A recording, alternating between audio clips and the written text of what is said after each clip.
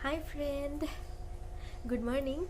Welcome back to my অন্য এটা vlog. কেনে আছে আপোনালোক? আশা কৰিছো আপোনালোক সকলো ভালে আছে। ময়ো বাৰু বৰ্তমান ভালে আছো। আমাৰ মও ভাল, মোৰো ভাল, আমাৰ ঘৰৰ সকলোৰে ভাল। আগতীয়াকৈ আপোনালোক সকলোকে মই মাঘবিহুৰ শুভেচ্ছা জ্ঞাপন কৰিলো। যিহেতু এতিয়া ভোগালী বিহু হয়নে, মনটো পুৰা ভোগালী হৈ আছে মোৰ। আপোনালোকৰো চাগে একেই। আমাৰ ঘৰত পুৰা পিঠা খুন্দি আছে আজি, আৰু আজি পুৰিম আৰু ৰাতিকৈ আমি দেখাম আপোনালোকক। আৰু ভাবিলোঁ আজি ৰাতিপুৱাই এটা ব্লগ আৰম্ভ কৰোঁ। মই গা পা ধুই আহিলোঁ, আহি ভাবিলোঁ এতিয়া কি আপোনালোকক এটা মোৰ সমস্যাৰ কথা কওঁ আজি।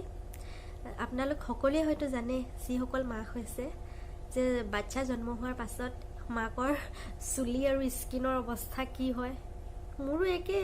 মোৰো একে সমস্যা হৈ আছে। মই সেইকাৰণে ভাবিলোঁ আজি আপোনালোকক দেখুৱাই দিওঁ মোৰ কেনেকুৱা হৈ আছে অৱস্থাটো। এতিয়া মই এই চুলিখিনি খনিয়াব লাগিব। চুলি নায়েই আৰু, এইবিলাক চব সৰি মেলি শেষ হৈছে। বেবী জন্ম হোৱাৰ পাছত চুলিখিনি আগতে যেনেকৈ কেয়াৰ লওঁ বা স্কিনৰ যেনেকৈ আমি আগতে কেয়াৰ লওঁ তেনেকৈ ল'বলৈ সময় নোপোৱা হৈ যাওঁ। সেইকাৰণে হয়তো বেছিকৈ সৰে নেকি। যিজনী ছোৱালী, মানে মই নিজৰ কথাই কৈছোঁ, আগতে মই দুদিনৰ মূৰে চুলি নুধুলে মই থাকিব নোৱাৰোঁ, কিন্তু এতিয়া চুলি ধুবলৈ সময়তে সদায় মৌৱে কান্দি দিয়ে। আৰু মইতো এতিয়া বেছি সময় মেহনত কৰি ধুব নোৱাৰোঁ, পটাপট ধুই মেলি গুচি আহোঁ। কেতিয়াবা এসপ্তাহো হৈ যায় চুলি নোধোৱা। সেইকাৰণে হয়তো চুলিখিনি বেছিকৈ মোৰ সৰিছে নেকি। আপোনালোকে জনাবচোন, আপোনালোকৰ সৰিছিলে নে নাই সৰা নে কেনেকৈ বন্ধ কৰিলে। মই ভাবোঁ যে প্ৰতিপালনেই সকলো বস্তুৰ মানে ভাল হোৱাৰ মেইন। আৰু এতিয়া মোৰ যিহেতু লাহে লাহে ডাঙৰ হৈ আহিছে, আজি মোৰ 6 মাহ কমপ্লিট হৈছে। আৰু এতিয়াৰ পৰা মই ভাবিছোঁ মোৰ চুলিৰ যত্ন ল'ম। আগৰ দৰে হয়তো ভাল নহ'ব, কিন্তু তথাপিও ভাল কৰিব চেষ্টা কৰিম। আপোনালোকে চাওকচোন মোৰ চুলি কেনেকৈ সৰিছে। আপোনালোকৰো নিশ্চয় মোলৈ দুখ লাগিব। মানে এনেকৈ চুলি সৰিছেনে কাৰোবাৰ? দেখিছে মই কেনেকৈ টাকলু হৈ গৈছোঁ, মোৰ চুলিয়ে নাইকিয়া হৈ গৈছে। মই আপোনালোকক সেইকাৰণে ডাইৰেক্ট দেখুৱাই দিছোঁ ভনীয়ে কেনেকৈ মোৰ চুলি সৰিছে। চাওকচোন, চুলিকেইডাল নাইকিয়া হৈ থাকিলেগৈ এনেকৈ সৰিছে। আৰু এবাৰত যদি ইমান চুলি সৰে, এমাহত কিমান সৰিব পাৰে ভাবি লওকচোন। মোৰ 6 মাহ হৈ গ'ল, সৰিয়ে আছে। মই মানে ৰখাব পৰা নাই আৰু চুলিখিনি।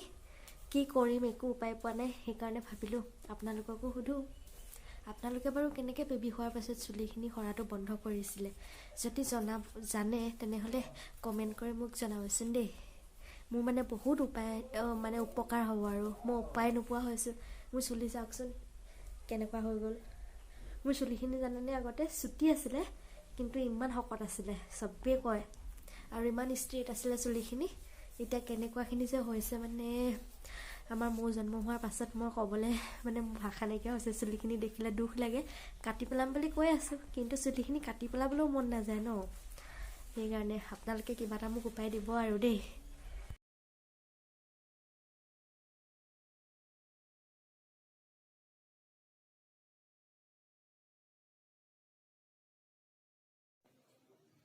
বন্ধুসকল, এয়া আমাৰ ঘৰত পিঠা আৰম্ভ কৰিছে আৰু পুৱা। এয়া মোৰ সৰুজন দেৱৰ। আচলতে দেৱৰ বুলি ক'লে ভুলেই হ'ব। তাক মই দেৱৰ বুলি নাভাবোঁ, আৰু নিজৰ ভাইটি বুলিয়ে ভাবোঁ। কণে পুৰি আছে, মানে ভাৰতীক শিকাই আছে। আমাৰ ঘৰৰ ওচৰৰ ভাৰতীয়ে ভালদৰে নাজানে পিঠা বনাবলৈ, তাইক প্ৰশিক্ষণ দিছে সি বৰ ধুনীয়াকৈ পিঠা বনাব জানে। কিমান ধুনীয়াকৈ বনাইছে চাওকচোন, ইমান জল্দি আমাক যথেষ্ট সহায় কৰি দিছে সি। এয়াই আৰু আৰম্ভ হৈছে পিঠা পোৱাৰ। দেখাই যাম আপোনালোকক, চাই যাওকচোন শেষলৈকে। হাই,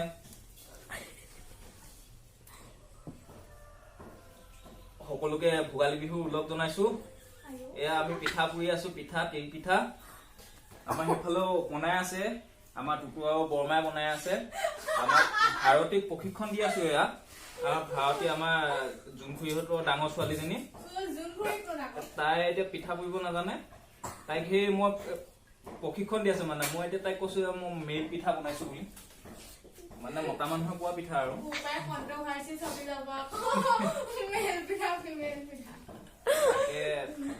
মেল পিঠাটো ধুনীয়া দেখিছো দেই।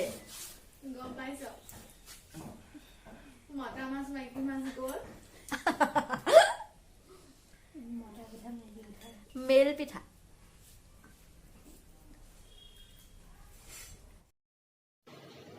এইপিনে আমাৰ বৰমা আৰু ভণ্টিয়েও পুৰা পিঠা বনাই আছে। মানে আমাৰ ঘৰত 3খন শালত এতিয়া পিঠা বনাই থকা হৈছে। আমি জইণ্ট ফেমিলিত থাকোঁ যে, আমাৰ আলহী দুলহী ঢেৰ, মানে আমি বহুত টোপোলা বান্ধিব লাগে, সেইকাৰণে আমাৰ বহুত পিঠা বনোৱা হয়। সেইকাৰণে আমাৰ এখন শালত নহয়গৈ, মানে 3খন শালত আমি পিঠা বনাওঁ। এয়া চলি আছে আৰু ৰাইজ। বন্ধুসকল, আমাৰ ঘৰত নতুনকৈ লগোৱা ফুলকেইজোপা চাওকচোন, কিমান ধুনীয়াকৈ ফুলি উঠিছে। আৰু আপোনালোকক এটা মই অনুৰোধ কৰিছোঁ, যদিহে আপোনালোকে মোৰ ভিডিঅ'সমূহ চাই অলপ হ'লেও ভাল পাইছে, তেনেহ'লে প্লিজ মোৰ চেনেলটো ছাবস্ক্ৰাইব কৰি দিব আৰু লাইক কমেণ্টো কৰিব। ধন্যবাদ।